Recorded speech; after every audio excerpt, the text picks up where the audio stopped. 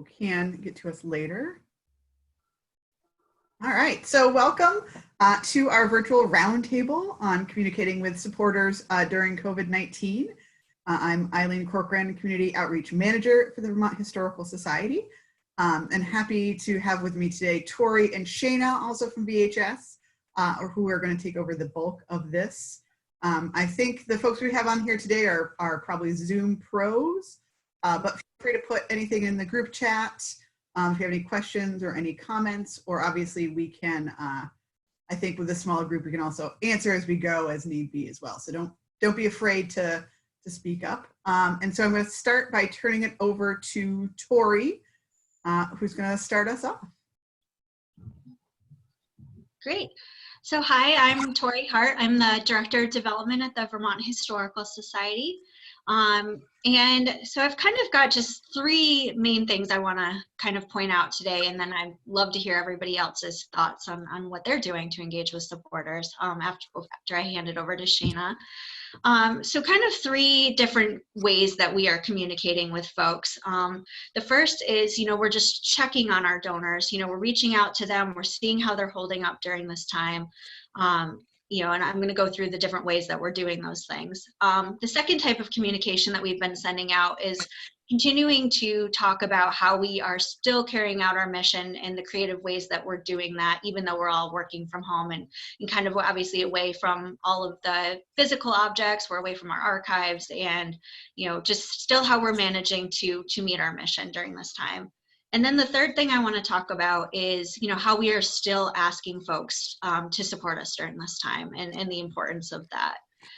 So I'm going to share my screen and just kind of walk through a few examples of the types of things that we've been communicating out. So let's see if I can do this right. So hit the share screen button. So the first thing I want to share with you guys is just how we are, reaching out to those donors to make sure that they're doing well. Let's see if I can find that. I think this is the one I want. Okay. So one of the things that we started immediately when we first got the stay-at-home order was we started a note card writing campaign to a lot of our top-tier donors and members.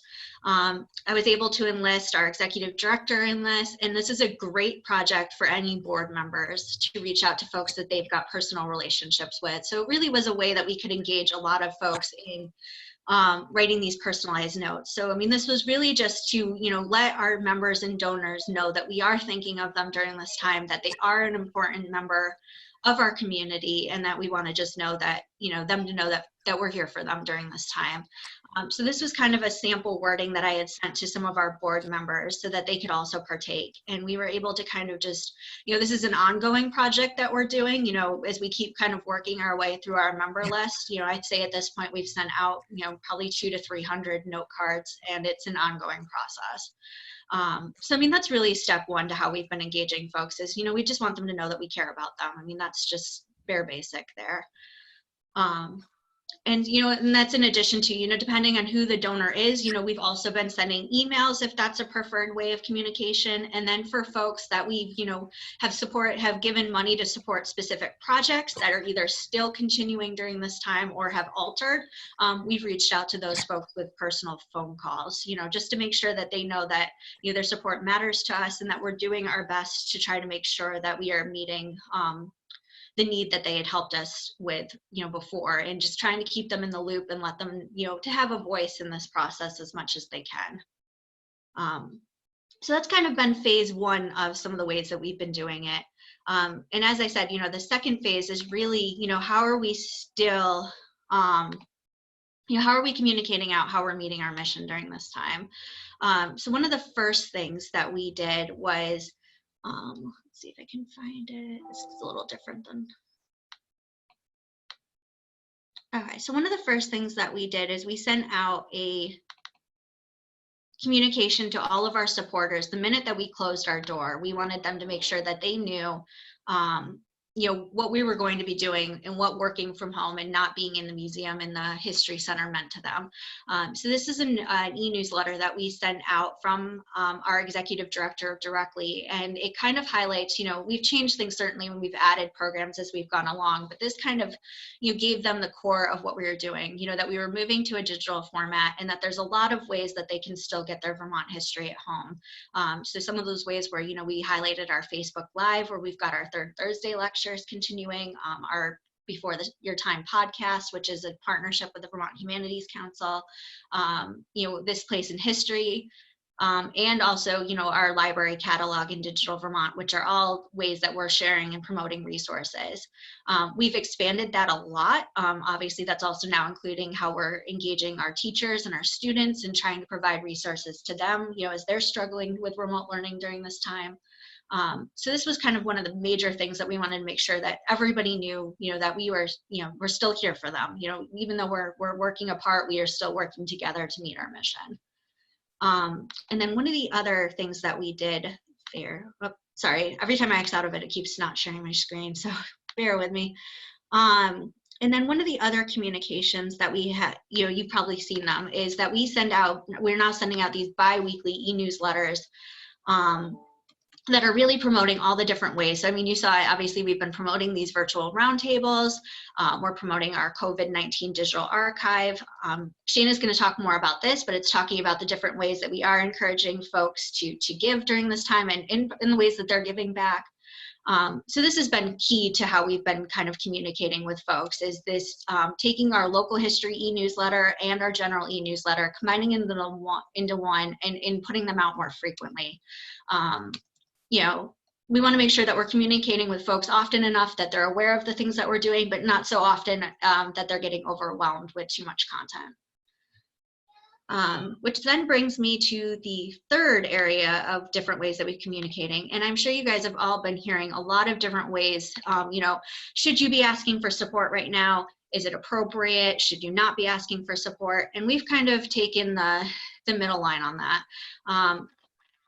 One of the mistakes that I've been reading a lot about that folks made, especially nonprofits back in 2008, was that they made the decision for their donors to decide that they during this financial recession, that people didn't want to give, they didn't want to hear from their nonprofits, and that ended up backfiring in a lot of ways. Nonprofits lost a lot of their donors who figured that they didn't have a need, so they were allocating their money elsewhere, and so they stopped giving, they stopped being a major supporter of those institutions, and nonprofits had to do a lot of work to get those folks back. And so we're trying to make sure that we're staying apprised and communicating with our folks. We are losing revenue. Obviously our doors are closed. There is a loss of admissions revenue. We did have a big fundraising event scheduled for the end of March that we had to cancel. And so, if you have a need, you should still be communicating out to that donors. And that's not to say that, you can't be sensitive to, their need. It's really about knowing your audience. So if your audience is vastly made up of folks that are really struggling right now, they're not employed right now, they're really struggling with childcare. I think that's okay to be aware of that and, make the decision, should you be asking. For us, a lot of our folks are older. So, they're not as impacted by the unemployment as a lot of the other folks, but they are still, these are folks that, might only be they might be alone right now. They might be the only one there. They might not have any connection to other people. And so that's why that first step of us reaching out comes into play. And so that's why that's, we did that before, anything else. But we did move forward with sending out a spring appeal. It is scheduled to drop on Monday. And, this is and I'll share all these resources with Eileen later to make sure she can get them out.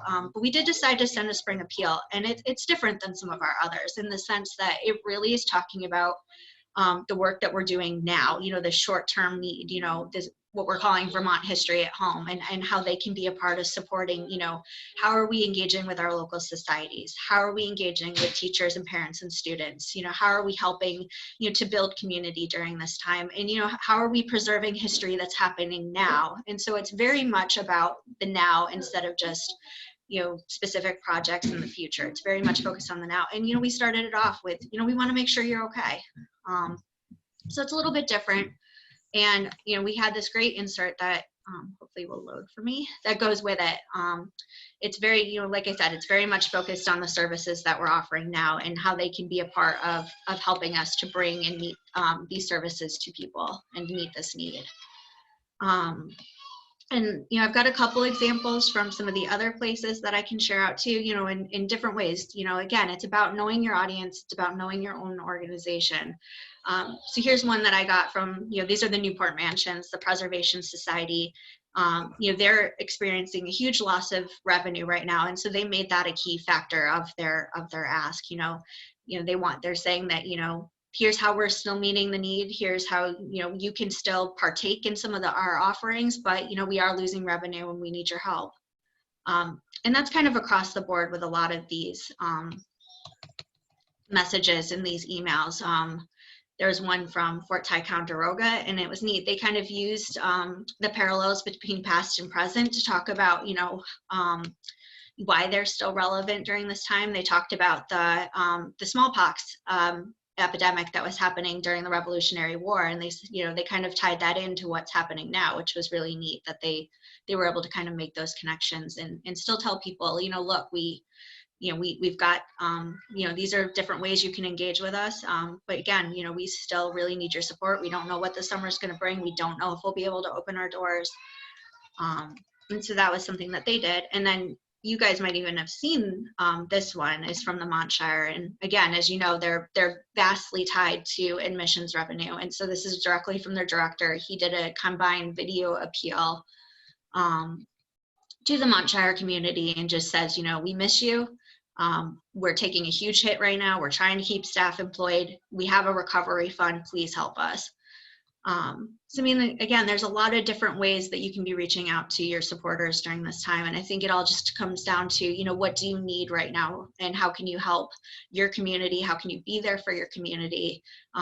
And how, you know, and once you've done that, you know, seeing, you know, what they're willing to do for you. I think that's the big thing, you know, is you show your donors you care about them, they're going to equally turn around and reciprocate that and show that they also, you know, want to make sure that they're there for you. So that's kind of what I've got. I'm not sure if you want to, we'll pass it over to Shana first before taking any questions, Eileen, or? Yeah, so quick thing, Tori, just the things from like the Montshire and Fort Ty didn't show up on the share screen. So okay.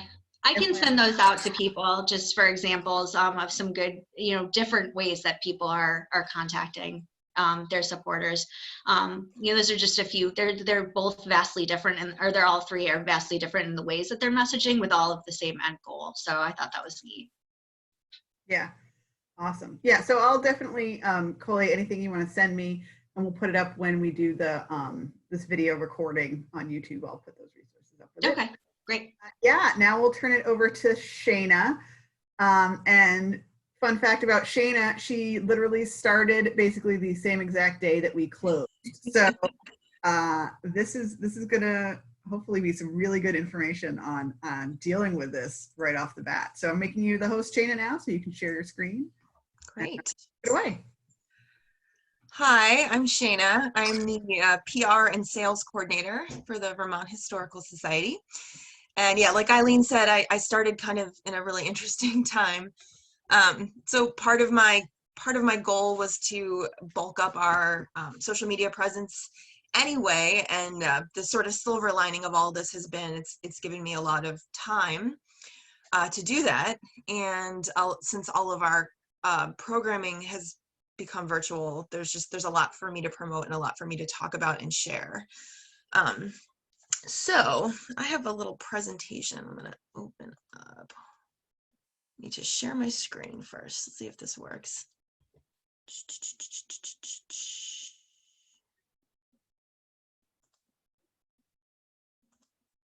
Can you guys see that? Yes. Okay. So, oh boy. Okay. Nope.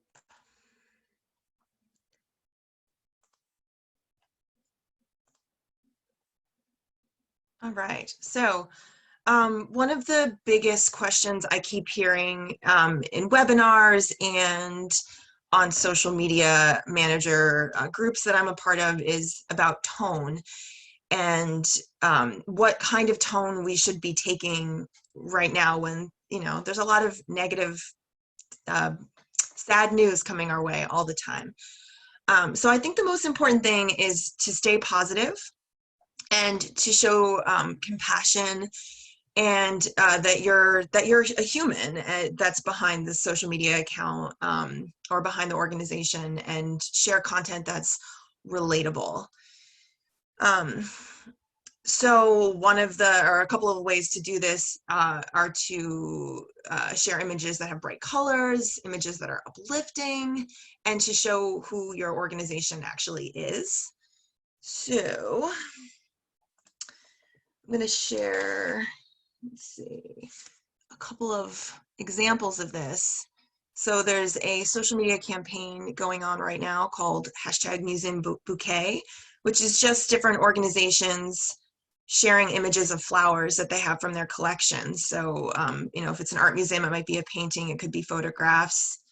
I shared an illustration a while back that's probably not going to show up in this because it's got thousands of posts at this point, but it's just a way to share your, the resources that your organization has, but also in this very uplifting, positive way.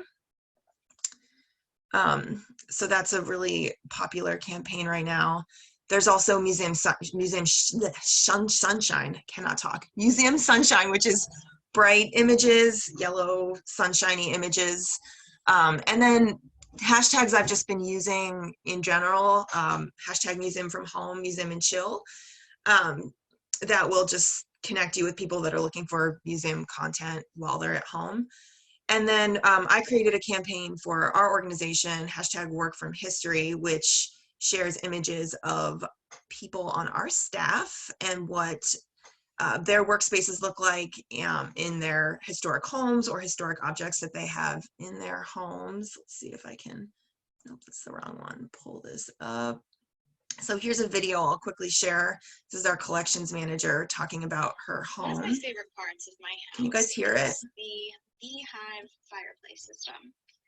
This is what is currently the dining room, but used to be the kitchen. And as you can see, there are several holes to the right of the fireplace. The top one is an oven, and it is heated by absorbing the heat of this fireplace, as well as one that's in the next room here, and one that's in the next room there. So it's surrounded by heat. And as my cat who loves to show there, so I don't know how they got. Right, so I love that one because not only is it showing our staff and what their homes are like, but it also has the cat in it, which is so fun and charming. And, you know, it's an opportunity to engage with history, but also, you know, it's just an opportunity to smile and have a nice moment. So going back to this, here we go. So another question I'm hearing a lot is just how do you connect with your supporters when you can't physically be with them in person, especially if that's primarily what you offered in the past. So we are using newsletters twice a week, Facebook, Twitter, and Instagram as our primary methods of connecting with people.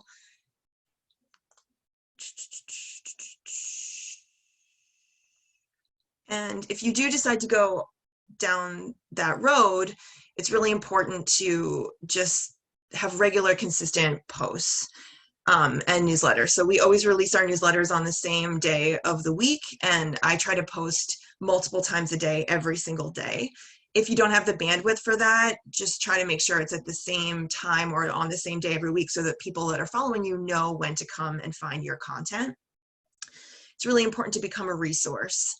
So you can share your own content. You can also share content from other like-minded organizations so that your followers know that you are a place they can come to get more information, to find activities, things that they can do during quarantine. And then also just being responsive if you do get engagement from your followers, making sure you're answering questions, follow-up information. We have a really popular thing that we do every Wednesday called What Is It Wednesday, where we show an object from our collection and we let people guess what the object is, and then the following day we always post a response and let everyone know what it is, so people know that not only are they going to get to participate in this game, that they will also have their question answered at the end. Let's see if I can find this presentation again. Okay. Yeah, and so managing all this can be really overwhelming, especially if it's not the only thing that you do in a day. So there's some really great tools like post schedulers. I like Hootsuite and Buffer, but there's also Later, Sprout Social. If you just Google post schedulers, there's so much available online. These are the ones that get talked about, I think, the most frequently. There's email marketing programs like Constant Contact, MailChimp, and Sendinblue where you can create campaigns and you can track what kind of engagement you're getting with those campaigns. You can set Google alerts. So there's a lot you can do to make sure that you have help managing all of this engagement. So anytime you're implementing a social media campaign, it's just important to set goals for yourself so you can sort of track your progress. These are some of the goals that I have for VHS. Fundraising, obviously that's something that we're focusing on a lot right now with the spring fundraising push. Getting more followers on all of our social channels. Creating and cultivating content that can be recycled down the road. Driving traffic to the website and increasing engagement on all of those platforms, the website, Facebook, Instagram. So people are clicking through things, they're responding, they're sharing them. Any kind of engagement. So this sort of goes back to what Tori was talking about, that we want to remind our audience right now that we are an essential service. When so many people are having to pick and choose what they can and can't support or participate in right now. Just reminding everyone that we are creating this content, we are creating resources, and we're continuing to pursue our mission despite the craziness that's going on right now. And we're doing that by creating shareable content and resources for people that are bored at home, for parents that are trying to be homeschoolers all of a sudden. You know, and it can be as simple as just creating a game, sharing stories, images. Videos are one of the most highly engaged with types of content on social media. So if you can create videos, that is definitely a good thing to do. As far as tracking your progress, you know, set a benchmark and a timeline, use your analytics. So any social media platform, even if you're just doing a free version or if it's Facebook, it will have some kind of built-in analytics. They're not super in-depth, but it's a good jumping off point. You can subscribe to programs that will give you more in-depth analytics, but at the very least, you can look and see how much engagement you're getting on Facebook, Instagram, etc. And then this is super important, and this also sort of connects back to what Tori was talking about, but listen to what your followers are saying. So for social media, that's, you know, when are they engaging with the posts? Which kind of posts are they liking and responding to the most? Which can give you an indication of what type of content they're really looking for. And then just knowing who that audience is. So if it's parents that have kids at home, you know, they're going to want more educational resources. So let's create content like that. If it's an older group that maybe might be interested in doing genealogy projects while they're at home, you know, what does that kind of content look like? So figuring out where they are, what their needs are, and then trying to address that need will help, you know, to show that you are an essential organization and that that support is necessary so we can continue to do the work that we do during these times. So yeah, that's pretty much what I have for my presentation.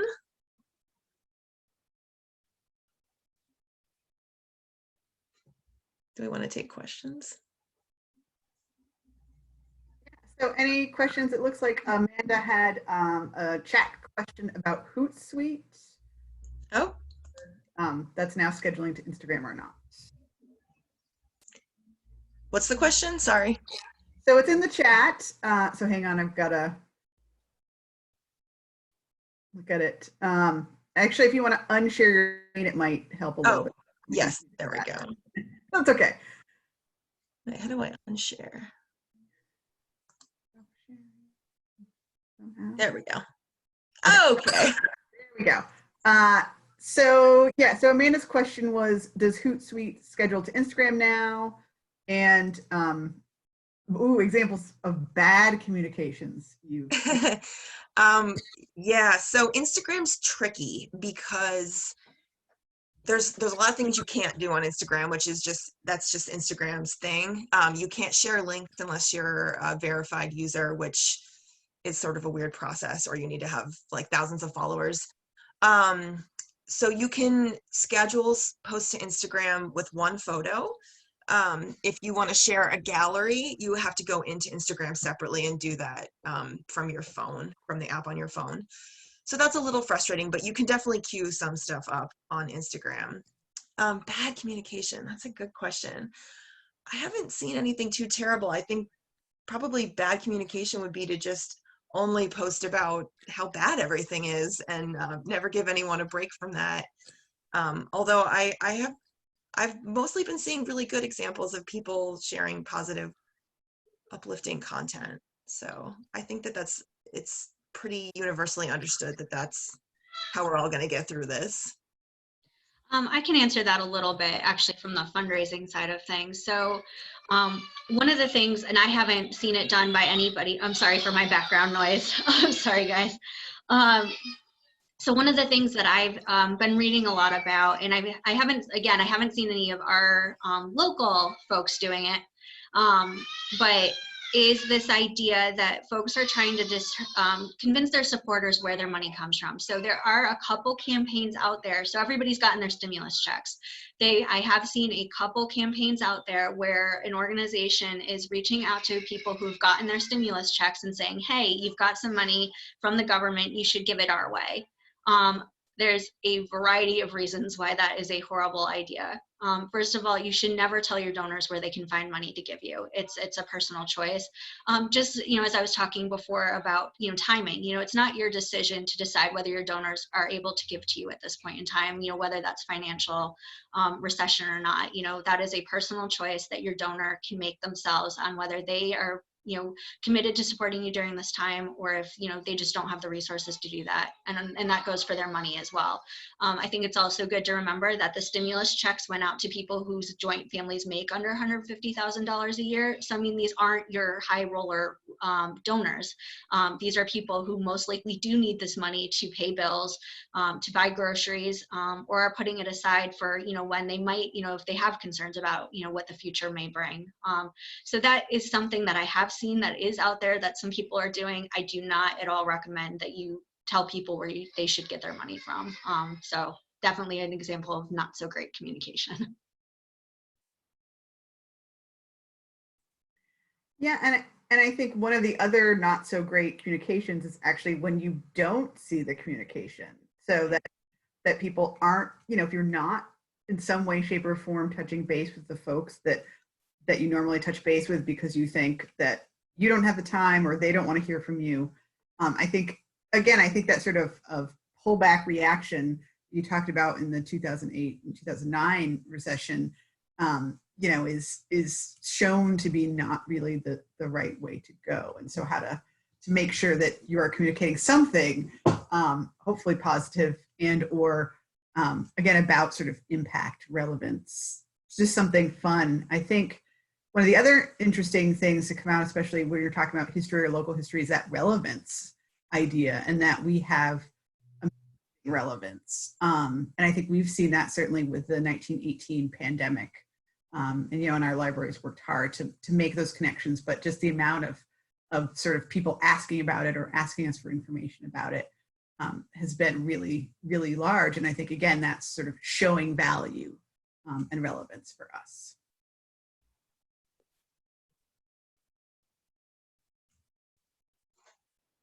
Questions, other questions? I've got more questions if nobody else has questions, so. Go for it. Okay. So Amanda's question about seeing organizations make the relevancy argument alongside crisis needs. Yeah. Any examples we can think of that?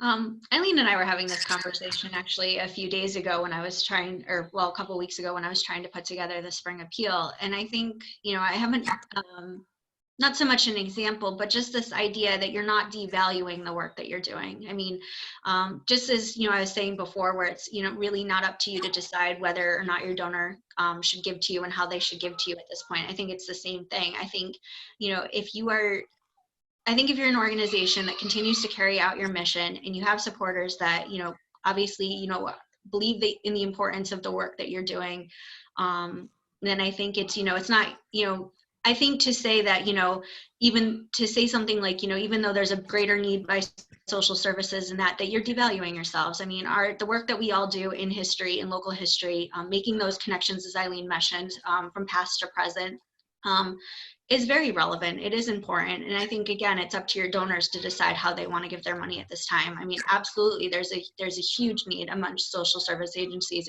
amongst healthcare, but there's also a huge need amongst the arts and culture section. And so, I mean, I think, you know, that choice really is up to your donors and supporters. So, I mean, I think it's just, if you are, I mean, again, if you've had to shutter and stop your services, then yeah, maybe, you know, you just kind of lay low for the time being. But if you're continuing to do good work that is carrying out your mission, then I think absolutely communicate that out and let them make that choice.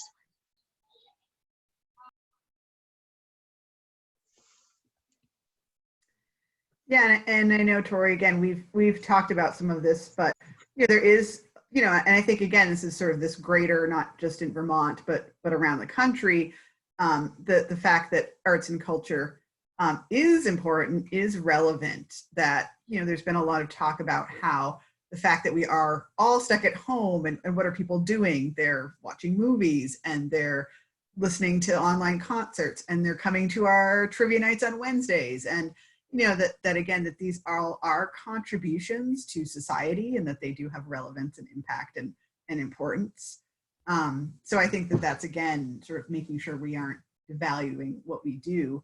I think the other thing that's sort of interesting, and I don't know if we've seen anything specifically, you know, either with Tori or Shana about place, being sort of the Vermont Historical Society, and again, if you're a local historical society, obviously being very place-based, you know, are we seeing anything communications-wise or with supporters about whether they are in Vermont, stuck in Vermont, and or sort of our Vermonters at Hart audience who can't come to Vermont and maybe are looking for that connection? And I don't know if we've seen anything either way on that. We definitely have a lot of followers on social that I've heard from people that say, oh, I'm originally from Vermont, but I don't live here anymore. And I love seeing what you're doing. Or even if you just, you know, if you stalk people a little bit, you can see that they're not in Vermont anymore, but they still have some kind of a vested interest. So I definitely think there's an audience for that, that want to see what's happening here.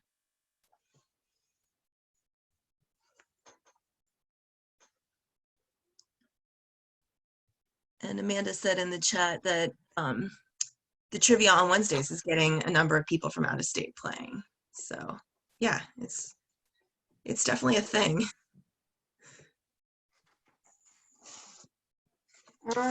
Yeah. I'm just going back through my notes. And again, I think the still asking for money question, I was talking to Tori briefly a little bit. I'm involved with another organization, and there's some great debate as to whether we should put out anything that's asking for a donation or not. Are you, I guess, or are we, I should know these things, you know, talked about sort of the landscape of doing the spring appeal as normal or not? You know, any thoughts on sort of, are there going to be different ways that people are going to be fundraising in the future, do you think, as far as, you know, event-based or not event-based, you know, mailed or not mailed, or those kind of things of how we approach the money ask? Yeah, I mean, I think that's definitely a conversation. I had the pleasure of sitting in on a webinar put on by Common Good a few weeks ago with some, just some fundraisers, and they had kind of highlighted a few organizations, one of them being the Montshire, and talking about the various communication channels. And they had taken a poll at that time about, who was planning a spring appeal and through which medium they were planning to send it. Were they still using mail? Were they going all email? How they were reaching out. And I think it really came down to, again, just knowing your audience. For us, our audience skews older. We don't get a lot of feedback in terms of giving on our social channels. We don't really get a lot through our email channels. So, I mean, for us, it was to stick with how we've always done it and to do a mailed letter. I had checked to make sure that our printers were still working at capacity, and they were. They're still considered essential as part of the communications infrastructure of Vermont. So once I knew that we had, and the post office is obviously running, so once I knew that we had the means of sending it out, we pushed forward with it.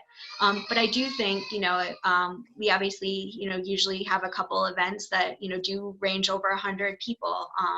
Our Freedom and Unity Luncheon, which has been we've done it twice annually now. And of course, the event that we canceled, Vermont Eats, I think we do need to take into consideration, what are the rules and regulations going to be? Are we going to be able to have these events? As you guys know, that's still an ongoing conversation for us. We're still trying to figure out what our budget is going to be for our next fiscal year, which starts on July 1st. And, right now, I think we're focusing a lot more and trying to put more fundraising time towards things that we know that we can carry out, which are, these mailed appeals, communications via email, and also a greater focus on reaching out to individual donors and trying to figure out what projects we can still move forward with, and making sure that we can get them engaged and feel like they're a part of making those things happen. So I do think that certainly the events realm, I think, is going to be heavily impacted with fundraising. And I don't know if that means we'll see more, we've had chats about online auctions and other types of online fundraisers to kind of take the place of those things. But, I think at least for the next year and a half, that there's going to be a major change in the way that people are fundraising, especially folks that are a little more, I wouldn't call us hugely event focused. That's only been a recent change for us. But I think for those folks that rely heavily on events to make their revenue, that there's going to be a huge change in the way that they are able to get support.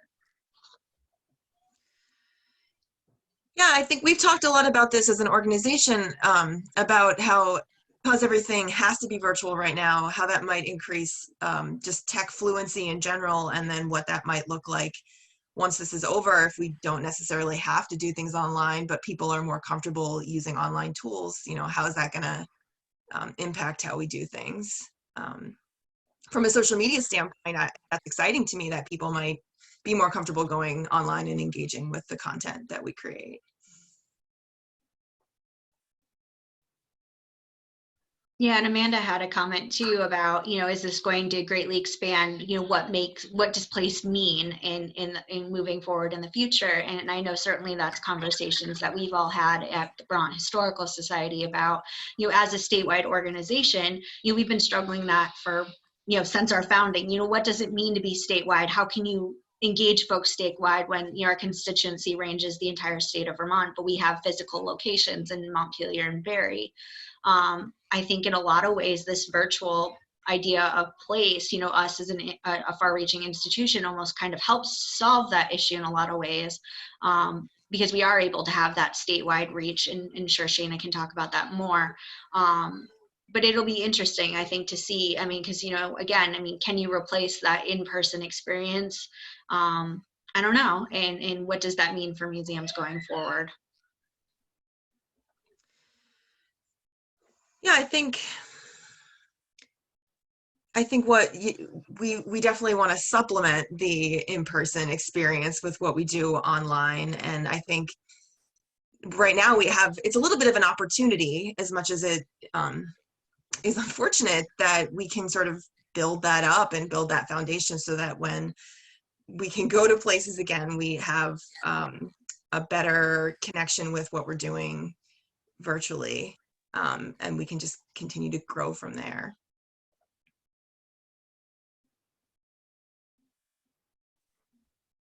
Yeah.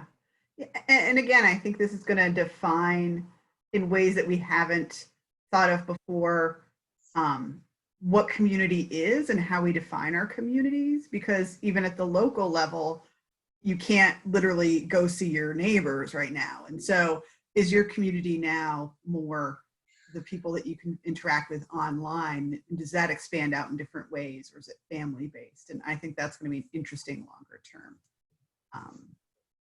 sort of question to answer about how people think of community or the different communities that they're part of after this.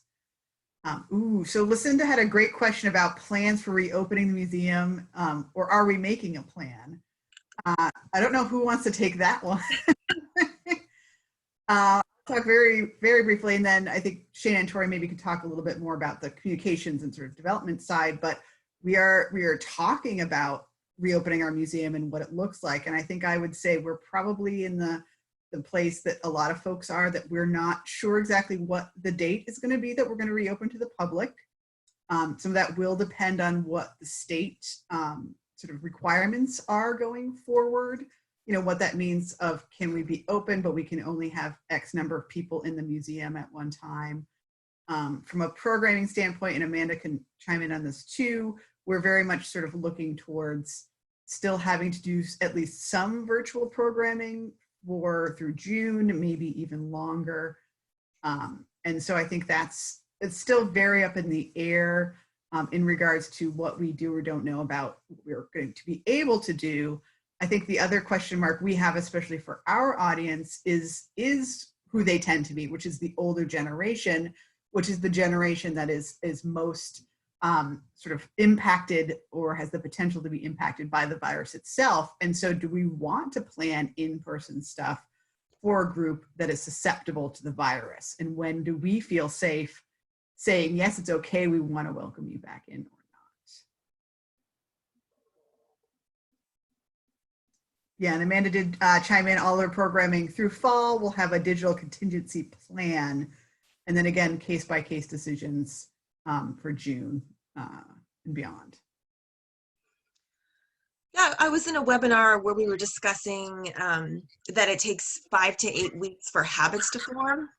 So at this point, people are really starting to have their not leaving the house habits crystallize.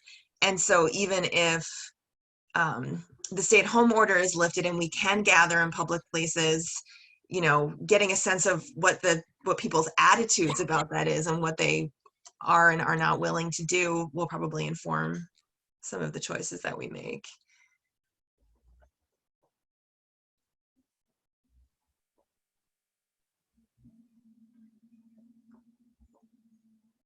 Other questions? Anything else you guys didn't say that you really want to say?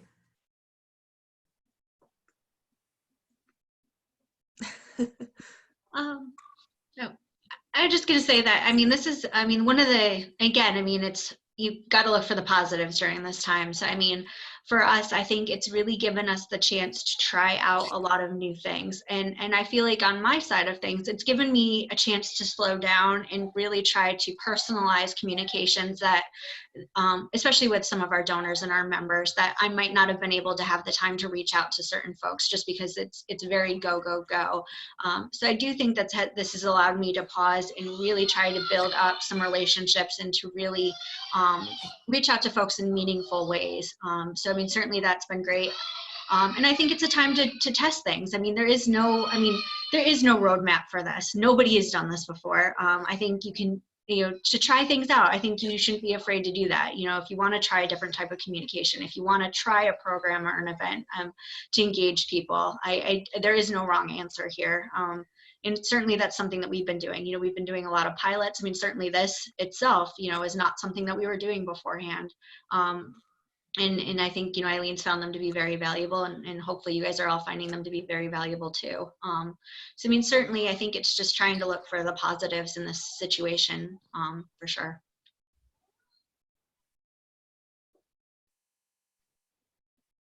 Yeah, I think that sort of goes back to the question of what type of bad communication have you seen, which Eileen was saying is to not communicate at all. So at this point, if you have an idea, give it a try, see how people respond to it.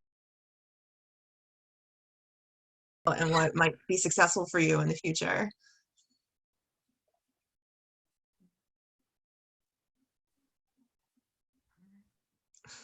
Awesome. So if there's no more last minute questions, I think we'll say this is good. Again, the recording will go up on our YouTube channel, and we'll put up some resources that Tori and Shana want to share up with that recording so other folks can find it. For those of you who might want to join us next week, it's a deaccessioning primer with Teresa Green, our collections manager, which will be a really, I think, interesting talk. So thank you again to Shana and Tori and everybody for coming and hanging out with us today. Thank you. Thank you.